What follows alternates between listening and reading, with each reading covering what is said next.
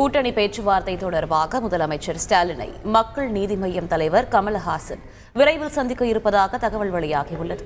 இதுகுறித்த கூடுதல் தகவலை எமது செய்தியாளர் ரமேஷ் வழங்கிட்டு கேட்கலாம். வணக்கம் ரமேஷ், இந்த அண்மை செய்தி குறித்த முழு விவரம் என்ன ரமேஷ்? இந்த அமைச்சர்கள் மக்கள் நீதி மய்யம் கட்சி தலைவர் கமல்ஹாசன் திமுக தலைவரும் முதலமைச்சருமான திரு மு க ஸ்டாலினை விரைவில் சந்திக்க இருப்பதாக தகவல் வெளியாகி இருக்கிறது. நாடாளுமன்ற தேர்தலுக்காக திமுக கூட்டணி கட்சிகளோடு பேச்சுவார்த்தை நடத்தி வருகிறது. அந்த வகையில மக்கள் நீதி மய்யம் கட்சி திமுக கூட்டணியில் 2 தொகுதிகளை கேட்டு வருவதாக தகவல் வெளியாகி இருக்கிறது. திமுக மக்கள் நீதி மய்யம் கட்சி இடையே ஒரு அதிகாரப்பூர்வ பேச்சுவார்த்தை என்பது இதுவரை நடைபெறவில்லை என்றாலும் ஒரு மறைமுக பேச்சுவார்த்தை நடைபெற்று வருகிறது. அந்த வகையில திமுக தலைவரும் முதலமைச்சருமான திரு மு க ஸ்டாலின் வெளிநாடு பயணத்தை முடித்துவிட்டு இன்று சென்னை திரும்பிவிட்டார். மக்கள் நீதி மய்யம் கட்சி தலைவர் கமல்ஹாசன் அமெரிக்காவில் இருக்கிறார். அவரும் 12ஆம் தேதி சென்னை திரும்ப இருப்பதாக தகவல் வெளியாகி இருக்கிறது.